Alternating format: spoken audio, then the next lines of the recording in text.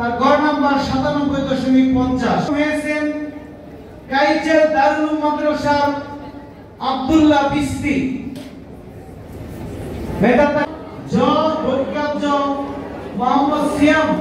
দ্বিতীয় জহ হাকিমুল ইসলাম মাদ্রাসার ছাত্র মোহাম্মদ তাজহার। হাকিমুল ইসলাম মাদ্রাসার ছাত্র মিরর শারাই।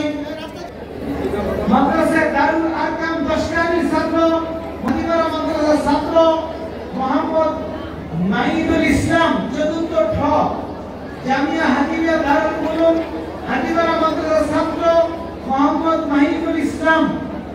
তৃতীয় খ জামিয়া আজিজিয়া দারুল দেওবন্দ মাদ্রাসার ছাত্র মোহাম্মদ মনির হোসেন। তৃতীয় খ জামিয়া আজিজিয়া দারুল দেওবন্দ মাদ্রাসার ছাত্র মোহাম্মদ। সর্বশ্রেষ্ঠ বিধান ইসলামের বিধান আমাদের বিধান করেছেন। ইসলামকে আমাদের জীবনের সর্বত্র প্রতিষ্ঠিত করার জন্য আমরা ইনশাআল্লাহ সচেষ্ট থাকবো। আল্লাহ পাক আমাদের সকলকে তৌফিক দান। আল্লাহ পাক প্রথমে ইরশাদ করেছেন আল্লামাল কুরআন। আল্লাহ পাক মানব জাতির জন্য আল্লাহ কোরআন দান করেছেন। এরপর আল্লাহ তাআলা পরবর্তী আয়াতে বলেছেন খালাকাল ইনসান। আল্লাহ তাআলা মানুষকে মানুষ হিসেবে সৃষ্টি করেছেন।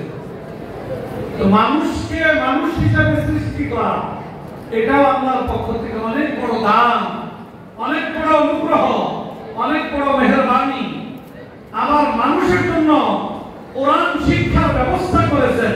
তাদেরকে কোরআনের মতো সর্বশ্রেষ্ঠ এবং সবচেয়ে সর্বশেষ আসমানি কিতাব আল্লাহ তাআলা দান করেছেন। এটাও আল্লাহর পক্ষ থেকে মানব জাতির জন্য অনেক বড় নিয়ামত, অনেক বড় মেহেরবানি। বাকি আমরা একটু খেয়াল করে বুঝি যে মানুষ তো কোরআন শিখে মানুষ হিসেবে জন্মগ্রহণের পরে, কিন্তু আল্লাহ পাক কোরআনের শিক্ষার কথা বলছেন আগে আর মানুষ হিসেবে সৃষ্টির কথা বলছেন পরে। এর মাধ্যমে আল্লাহ পাক এই দিকে ইঙ্গিত করেছেন যে যেই মানুষটা আল্লাহর কালাম কোরআনের সাথে ন্যূনতম সম্পর্ক হবে না, ওই মানুষটা আসলে প্রকৃতপক্ষে মানুষ হওয়ার উপযুক্ত নয়।